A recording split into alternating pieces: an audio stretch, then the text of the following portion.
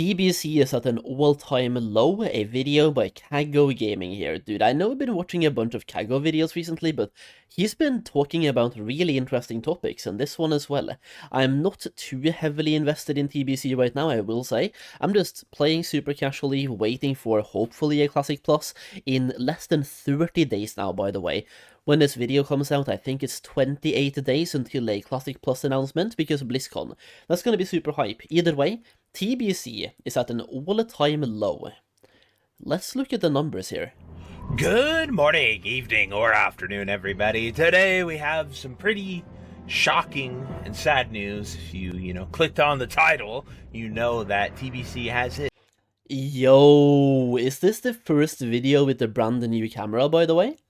Looking crisp, holy. It might be both a new camera and some new lighting, because there's no way that's only a camera, right? Must be some lighting as well. Speaking of which, I probably should get a new camera here as well. I'm not sure, like, the quality here is fine, right? It's not the most expensive camera of all time, but it's not super cheap either. I've been thinking about maybe getting a new one, if I ever want to do, like, any full screen stuff, because if I go full screen, it's not exactly optimal.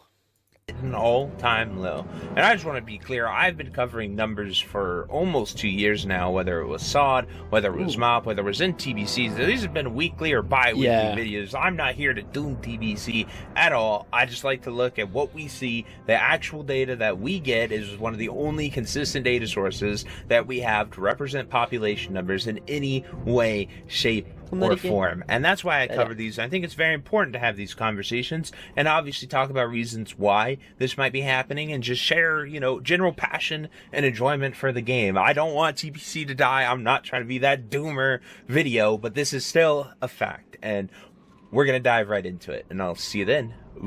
So here is the TBC anniversary rating chart, and as we can see, it went from 230,000. Bro, I love you, Kago, but what are those whoops?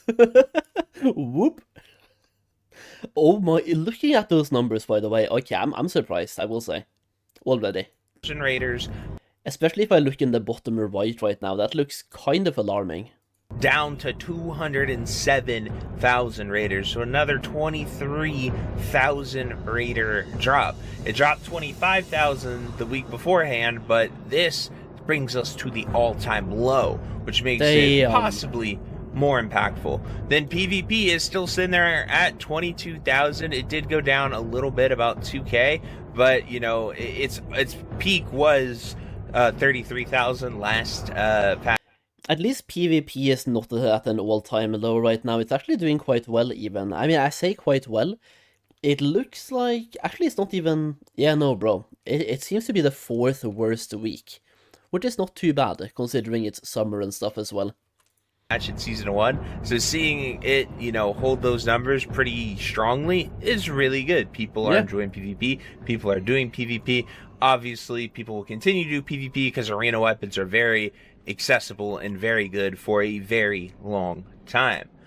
Now we come down here to the chart. Now this is where this all-time low claim that I'm making comes from.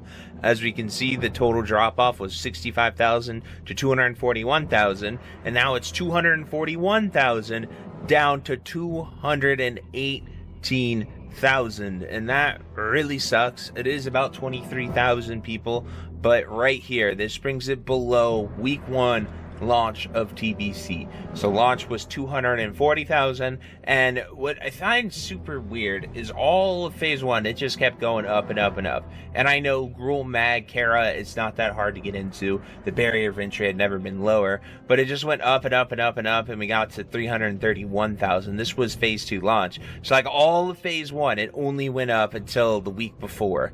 Right, 2 weeks before it kind of stagnated. And then phase 2, it has literally only gone down all of phase 2. I know it's summer. I know there's people doing stuff, but like phase 2 launched at the beginning of May, and now it's August, 3 months later. So like, yeah, it's like, that's what I'm thinking as well, right? It's summer, people are doing stuff, and also a bunch of people might just be waiting for Classic Plus, but still, I was not expecting the numbers to be this low already. To me, that seems kind of... I don't know, bro. all of summer we just slowly bled out. Maybe it'll bound back for winter. Maybe it'll bound back for Black Temple. That's quite a word for it there. But I hope it. I really hope it does, because I don't want to see TBC die. However, we have one looming thing that we will talk about at the end. I want to go over here to the MOP chart. Just always covering it. MOP is just, it's existing, slowly dying, but existing. Still have 50,000 people constantly, consistently rating. That's really good to see. Then we have TBC over here. We have 40. This was SSCTK launch, 4 and 4,000, and it kind of did the same thing. It steadily fell until this is, I believe, when they nerfed SSCTK. It jumped a little, and then we had Black Temple launch, which brought it back to 350,000. So we could expect Black Temple to maybe break us back to like 275k. It kind of brought it back to its middle, so 275k, 265k possibly, with SSC and TK. Is this like, is this the massive drop-off in OG TBC as well? Because you see a couple of spikes where it drops, where it goes down and then it goes back up again. Is that where this is happening? Is it the same timeline? Going into Black Temple, but we have the PTR test. We'll see how hard the raid is. Black Temple is weird because there is no pre-nerf version or post-nerf version. It's just Black Temple. They might nerf Mother Shraz, or the only nerf that is even possible for them to do is the Wrath of the Lich King pre-patch nerf. That is the only one that they can do, which I don't think that's going to be a good one for them to do. But we will see. Then we have Classic Era, which is kind of very surprising that Era is just continuing to go up. Usually when there's a lull, people just go back home, I suppose. Era is almost at 17k, which is a local high point. The last time it was at almost 17,000 was in 2024, right before they announced anniversary, and people were doing like fake freshes on other realms, which that is really cool to see. And Era's not for me personally, but to those that love it and go there and enjoy it, by all means, keep after it.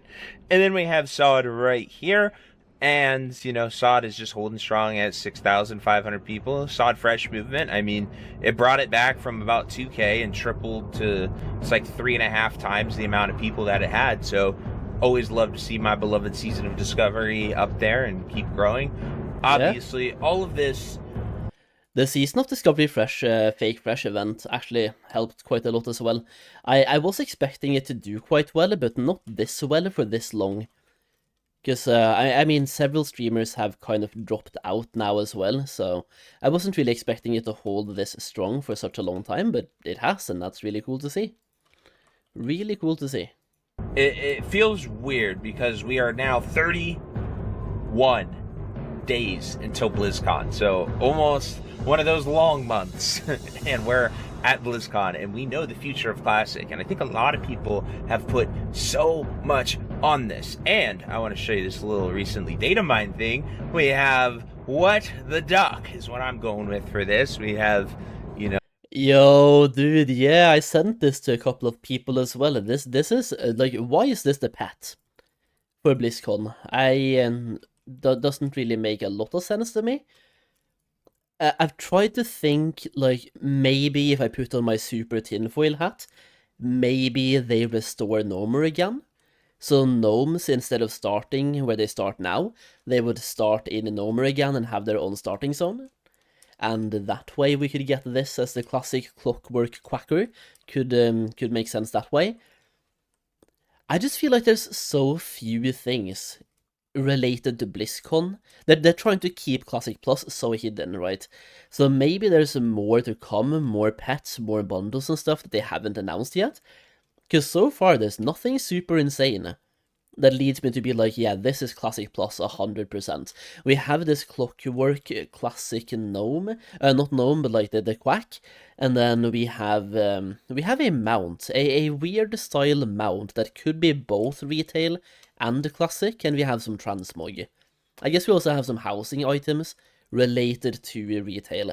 The closest I can get is the golden era of Warcraft, or the golden era of Azeroth, because there's a lot of golden elements. It's Skyborn and golden elements. An aquatic clockwork quacker, and we have a classic clockwork quacker. Now, we have no idea what they are, but it's in the book as promotion on 12.1, so yeah, no idea what it could be for. There is, Camelot does have an epic and heroic edition, so maybe you get a cool duck as a pet. I don't know, but I just want to share that with you guys because I think it is pretty cool. But as I was saying, Classic plus Blizzcon, right? Like Camelot, whatever 1.6 is, like people are putting so much on Blizzcon because the fate of Classic is determined there. We don't know where TBC is going. It's either going Era or going Wrath. Those are the two choices. MOP, we have no idea. It could go to WoD or it could be Era. Those are the two choices for that. And then we don't know what 1.6 is. We don't know if we're getting any type of hardcore. We just simply are in the dark completely. We don't know if SOD's going to get a SOD Fresh launch, I guess. That's also a possibility at this point. Everything is very, what the hell's going on? I've pointed every single sign I possibly could for Classic Plus for you guys to see and dive into and think about, but it's just that we just don't know. And in 31 days, we find out. Bro, what's happening next has to be Classic Plus, bro. I cannot play through another season while waiting for Classic Plus. I also can't play through all of Wrath while waiting for Classic Plus.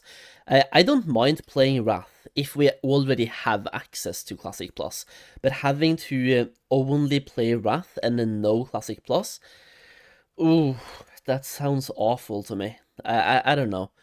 I would just enjoy Wrath so much more if I also have Classic Plus at the same time.